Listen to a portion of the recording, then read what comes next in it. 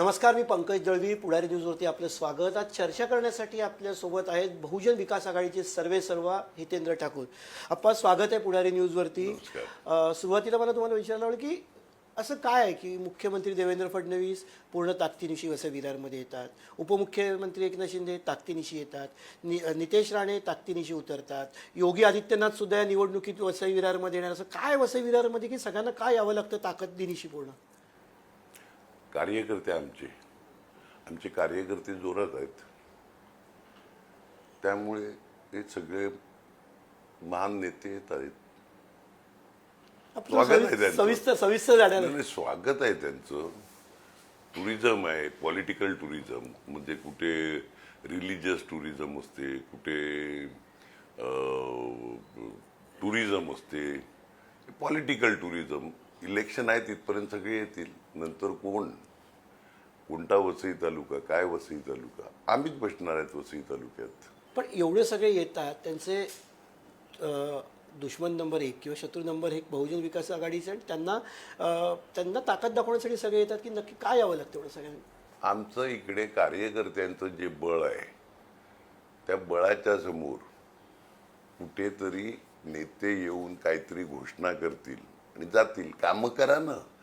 गेल्या 1.25 वर्षात लोकसभेपासून विधानसभेपासून काय काय कामं केली तेवढं तर दाखवा लोकांना. यांच्या कारकिर्दीत काय झालंय, नाही तर माझ्या कारकिर्दीतली कामं विचारा, आम्ही सांगतो. पण एवढं सगळं होतं की बहुजन विकास आघाडीची ताकद आहे, सगळे त्या समोरच्या ताकदीनिशी उतरतात, पण तरीसुद्धा बहुजन विकास आघाडीचे सर्वेसर्वा हितेंद्र ठाकूर सर्व ताकदीनिशी प्रचार करायला रस्त्यावरती उतरतात. बसून खरं हँडल करू शकतात, पण तरीसुद्धा ते रस्त्यावरती उतरतात. त्याचं कारण काय?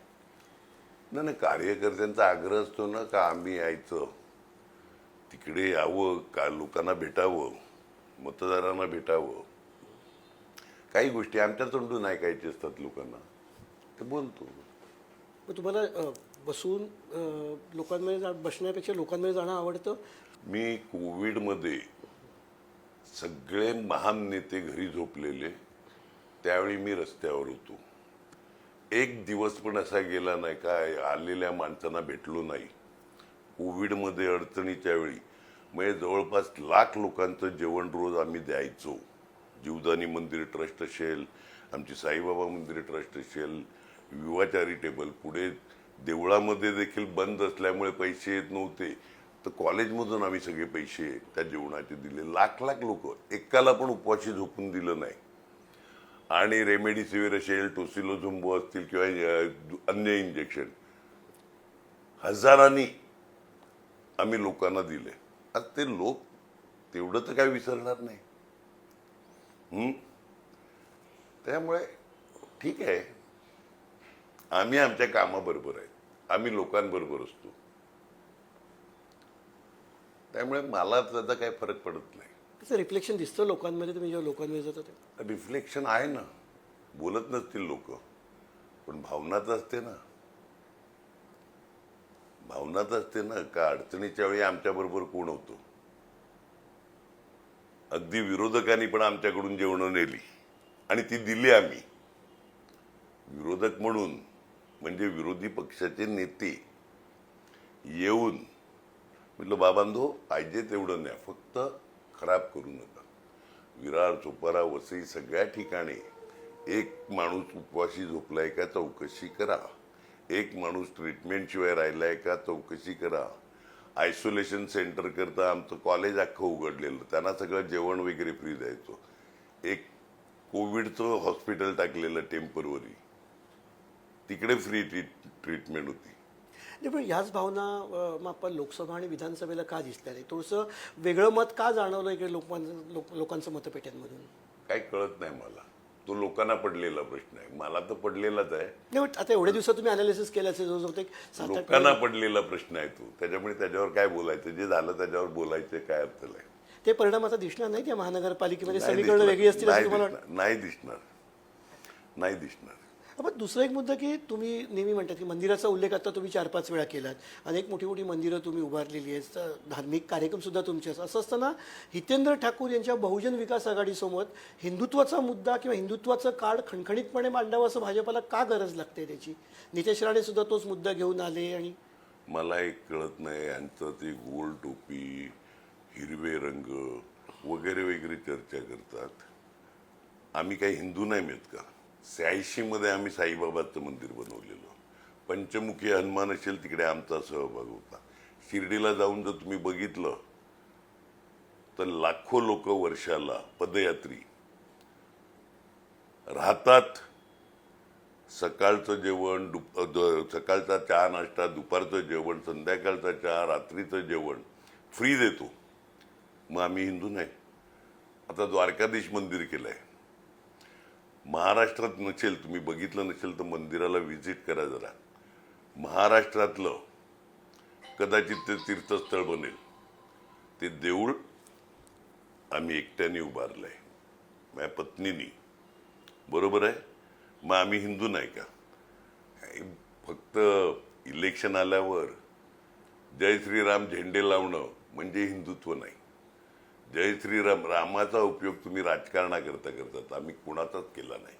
आम्ही कधीच कोणत्याही देवळाचा उपयोग राजकारणाकरता केला नाही. ती सध्या होतोय मता करता देव ते झेंडे बघा जे टांगलेले असतात ते जय श्रीराम. त्यांना इलेक्शनलाच राम का आठवतो?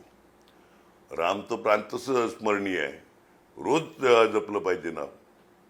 पण इलेक्शनला तेवढे झेंडे लावणं, याच्या पलीकडे यांचं कुठे कॉन्ट्रीब्युशन आहे? तुमच्यामध्ये हिंदुत्वाची व्याख्या काय तुमच्यासाठी? माझ्यासाठी हिंदुत्वाची व्याख्या सकाळी देवाला, देव आहे, कोणती तरी सुपर पॉवर आहे, त्याचे आशीर्वाद आपल्याला मिळाले पाहिजेत. तेवढं आशीर्वाद सकाळी घरातून निघताना आम्ही घेतो देवाची. आणि माणुसकीने वागलो सगळ्यांची.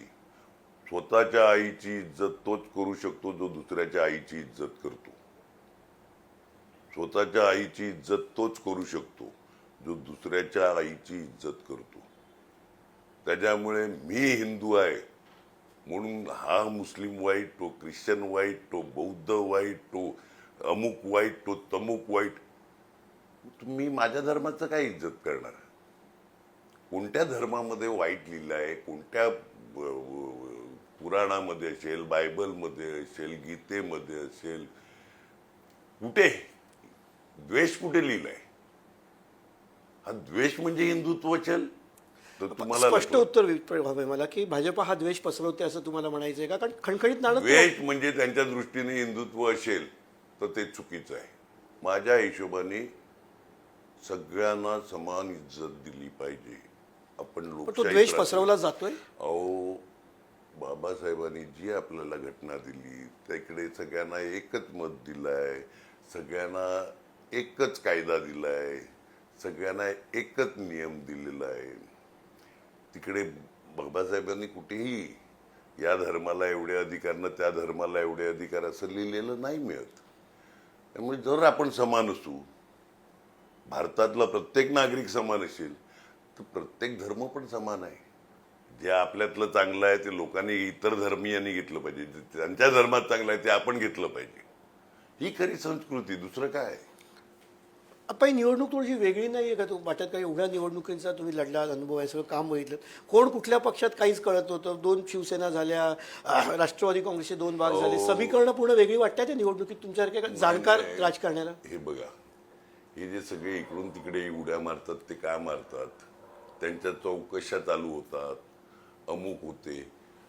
देशातली यंत्रणेचा गैरवापर केला जातो हे सर्वसामान्य माणसाला देखील लक्षात आलंय.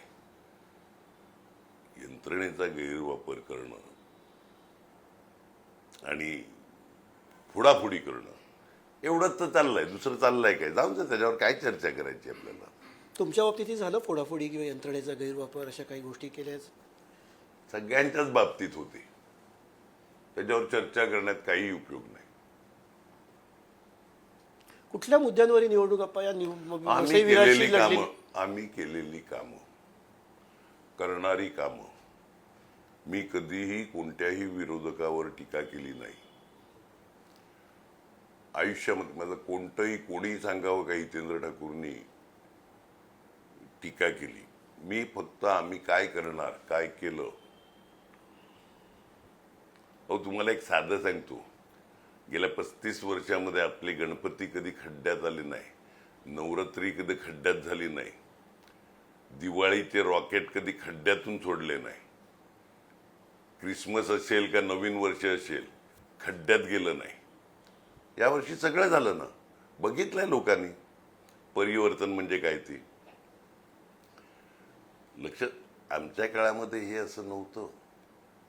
वरती बोलतात आमचा अधिकारी ऐकत नाही. अरे मग तुम्हाला निवडून कशाला दिलाय ऐकत नाही अधिकारी तर? आमचं कसं ऐकायची? धमक लागते, जाण लागते, नियमाची माहिती लागते. दुर्दैवाने यांना टक्क्यातच इंटरेस्ट आहे. त्याच्यामुळे अधिकाऱ्यांनी यांचं पाणी चोखलंय का पोपटाचा जीव कशात आहे, आपला राक्षसाचा जीव कशात आहे. पोपटात हा, तर त्यांनी बघितलं का कोणता तुकडा टाकला का हे बसतील गप. अधिकारी ते करतायत, कामं गेली खड्ड्यात. अहो खड्ड्याचं कोण भूमिपूजन करतो का? दुर्दैवाने लोकांनी आमच्या ते पण बघितलं, खड्ड्याचं भूमिपूजन, खड्डे भरण्याचं. अरे पण भरा की नाही भरले गेलेत ते नाही.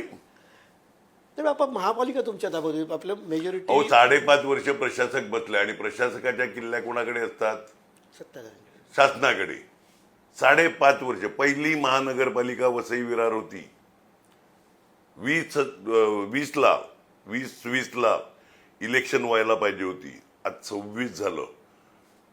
मे जून मध्ये इलेक्शन व्हायला पाहिजे होतं, आज 26 आलं. 5.5 वर्ष प्रशासक बसल्यात. आणि प्रशासक बसल्यात म्हणजे ते पैसे खाऊन बसलेले, ते कोणाला जुमानणार आहेत?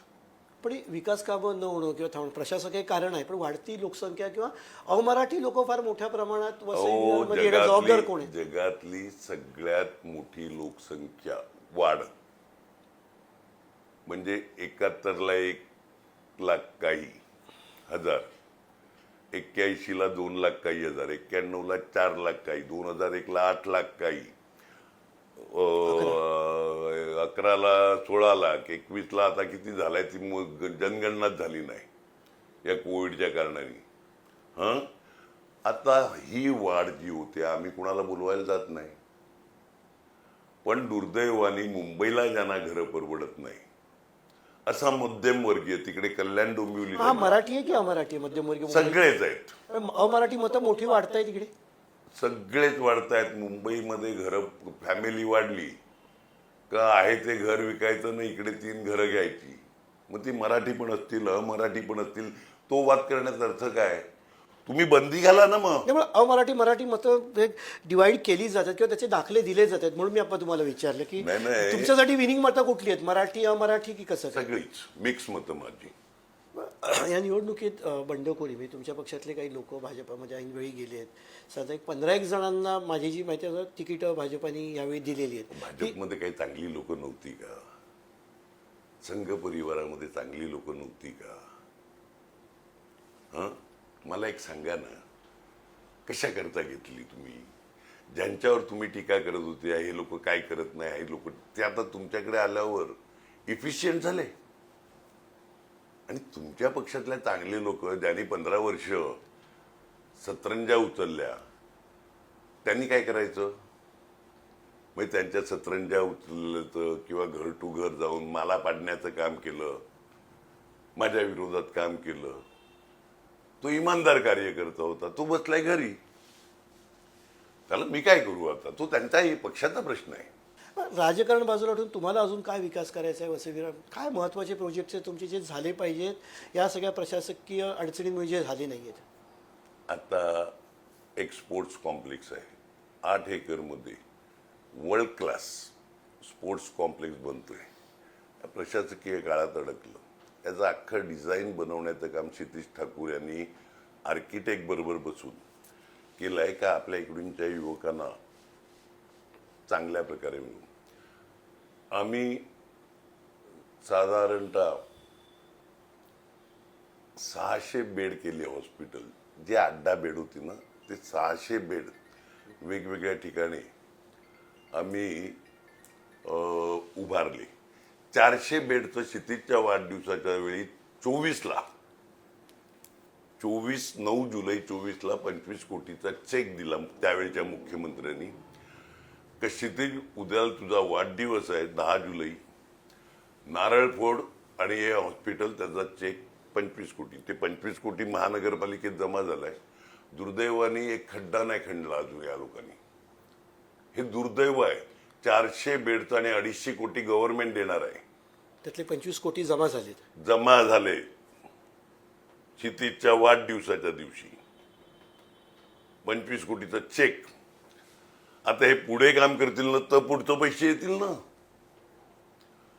बाकी आम्ही मीरा भाईंदर टू या ग्लोबल सिटीपर्यंत, म्हणजे भाईंदर खाडी पुलावर एक ब्रिज ज्याच्यावरून वाहनं जाऊन येऊ शकतील, म्हणजे मुंबई किती जवळ होईल. हायवेला जायची गरजच नाही लागणार. हायवेला जायच्या वेळात दैसर बोरिवलीला पोहोचू आम्ही. आणि त्याच्यावर मेट्रो भाईंदर पासून ग्लोबल सिटीपर्यंत मेट्रो, म्हणजे डबल डेकर ब्रिज आहे तो. त्यानंतर Virar highway to Arnala, Sopara highway to Nirmal, वसईचे दोन्ही फाटे वालीवाडी सातिवले ते वसई गाव, नायगाव ते वसई, हे कॉन्क्रिटीकरणाचे पास करून घेतल्यात. हे पास झाल्यात. मुख्यमंत्री त्यावेळचे युडी मिनिस्टर आणि मुख्यमंत्री यांची सही आहे. MMRDA कमिशनर संजय मुखर्जी त्यांची सही आहे. त्याचे मिनिट्स आहेत माझ्याकडे सगळे. त्यानंतर रिंग रोड 40 मीटरचा, 4ही शहरांना जोडणारा रिंग रोड दुर्दैवाने 1.5 वर्षात काही नाही झालं. कोण होऊ देत नाहीये म्हणजे अहो यांचं चालतच नाही शासनाकडे. जे लोकप्रतिनिधी निवडून दिलेले आहेत इकडनं. दुर्दैव आहे. तारीख वाईज देतो मी तुम्हाला कधी पास झालेले आहेत ते.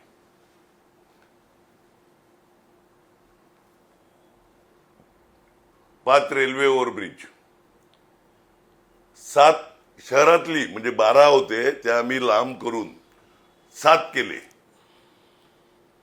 7 ओव्हरब्रिज, हे सगळं पास आहे. 7,200 कोटीची कामं, 7,200 कोटीची प्लस ब्रिज प्लस मेट्रो, म्हणजे 50,000च्या आसपासची कामं पास करून ठेवल्यात. तेवढी कामं पुरी करा. राज्य शासन तुमचं आहे, केंद्र शासन तुमचं आहे, पण तुमचं चालत नाही ना. खापर कोणावर येत सगळ्या गोष्टींचं? खापर कोणावर फोडलं जे जातं? निवडून आले ते. अहो आम्ही पास करून ठेवलंय. आणि हे मी कोणाच्याही समोर एका व्यासपीठावर बसून बोलायला तयार आहे आणि कागद दाखवायला तयार आहे. आपण तुम्ही विकासाच्या मुद्द्यावरती बोलताय, पण शेवटी या महानगरपालिकेच्या चाव्या कोणाकडे जातात त्यांनी ते विकास पुढचा मार्गक्रमण कसं करणार ते अवलंबून असतं. लोकांना माहिती आहे विकास कोण करणार, कोण कामं करते. त्यामुळे लोक बरोबर कोणाकडे जायचं ते देतील. तुम्ही मगाशी म्हणाले मराठी अमराठी दोन्ही मतं महत्वाची आहेत. दोन्ही मतं. महापौर मुंबईचा कोणार आहे, मराठी होणार, याच्यावर प्रचंड चर्चा चालू आहे. वसई विरारचा महापौर हा मराठीच असेल का? वसई विरारमध्ये सगळ्या धर्मियांचे नगराध्यक्ष महापौर झाल्यात. सगळ्या धर्मियांचे. मराठी अमराठी वाद करण्याचा, मुस्लिम ख्रिश्चन हिंदू बौद्ध असा वाद करायचा जनरल जागेवर मी आदिवासी मुलाला राजेश पाटीलला सभापती केलेलं. जनरल जागेवर राजेश आपलं आमचा रुपेश जाधव हा बौद्ध समाजाचा मुलगा जनरल जागेवर मी महापौर केलेलं. आमचा पहिला महापौर मुस्लिम होता. आमचा नगराध्यक्ष मुस्लिम होता. आमचा नगराध्यक्ष ख्रिश्चन होता. आमचे सभापती ख्रिश्चन होते. जिल्हा परिषदेमध्ये ब्राह्मण आम्ही जिल्हा अध्यक्ष बसवलेलं. जिल्हा परिषदेमध्ये उपाध्यक्ष मुस्लिम बसवलेला. केलाय ना. मराठी अमराठी वाद कुठे आहे हो? कोणत्या धर्माचा वाद नाही, कोणत्या जातीचा वाद नाही, कोणत्या भाषेचा वाद नाही. दुर्दैवाने तुम्ही बोलतात त्याप्रमाणे आम्ही कधीच पावत्या घेऊन गेलो नाही व्यापाऱ्यांकडे. शिवजयंती, नवरात्री हे दुर्दैवाने व्यापाऱ्यांना त्रास व्हायला लागले. दुर्दैवाने मराठी अमराठी भांडणं व्हायला लागल्यात गेल्या 1.5 वर्षात. त्यांना राजकारणच तसं करायचं ही भांडणं लावली जात आहेत. अहो 35 वर्षात का नाही झाली, आत्ताच कशी व्हायला लागली? विषय हा आहे. वसईचं कल्चर नाही मिळत ते. वसईचं कल्चर नाही, हे कल्चर कोणत्या तरी पक्षाचं असते. कुठल्या पक्षाचं असतं? जाऊन द्या ना, आता तुम्हाला पण माहिती आहे ना, आपण आम्हाला पण. मोकळेपणे तुम्ही बोलला, तुमचा स्वभाव आहे. कुठल्या पक्षाचं एक कल्चर आहे जे वसई विरारमध्ये रुजवलं जाते? अहो, माहिती आहे ना, मी अगोदरच तुम्हाला बोलला, मी नाव घेऊन कधीच टीका करायला जात नाही. बऱ्याच लोकांची इच्छा आहे भाजपवाल्यांची पण, का त्यांच्या नेत्यांवर, म्हणजे राज्यातल्या मोठ्या नेत्यांवर, केंद्रातल्या मोठ्या नेत्यांवर काहीतरी आम्ही विरोधात बोलावं. मी कशा करता कोणाची बोलू? मी कोणाच्या विरोधात का बोलू? मला मदत लागेल त्याच नेत्यांकडे मी जाईल आणि मदत घेऊन येईल. ठाकरे बंधू एकत्र आलेत वसई विरारमध्ये, काय ताकद? चांगलं आहे 20 वर्षांनी 2 भाऊ एकत्र आलेत, कुटुंब एकत्र आले. चांगलं आहे ना, माझं कुठे काय म्हणणं आहे हो त्यांच्याबद्दल, मी काय बोलू? मतांचा विषय होते. 2 भाऊ एकत्र आहे, तुम्हाला चांगलं वाटतं, याच्या दुमत बंधू नाही. आहेत, त्यांना झाला तर फायदाच होईल एकमेकाचा. बंधू आहेत ते, आणि झाला तर त्यांना एकमेकाचा फायदा होणार. शेवटी मनसेकडे मतं आहेत, शिवसेनेकडे मतं आहेत. 1+1 11 होते, 2 नाही होत. तर त्याच्यामुळे कदाचित त्यांचं 11 होईल, पण होऊन द्या ना, चांगलं आहे. भाजप आणि शिंदे 1+1चं काय होईल? ते गणित काय वाटतंय? हे 1+1 11 होऊ शकतं, तर भाजप 1+1 नाही मिळत, तिकडे भरपूर आहे. तिजोऱ्या आहेत, तिजोऱ्या. 1+1 नाही मिळत. गुणाकार आहे तिकडे. तिकडे गुणाकाराच्या याच्यामध्ये आहेत. हो, तिकडे तिजोऱ्या आहेत. पण काय असेल 16 तारखेनंतर विजयाचा गुलाल वसई विरार? उधळणार आम्ही. काय तुमच्या मनातला आकडा काय आहे? 115 निवडून आणायच्यात. शुभेच्छा.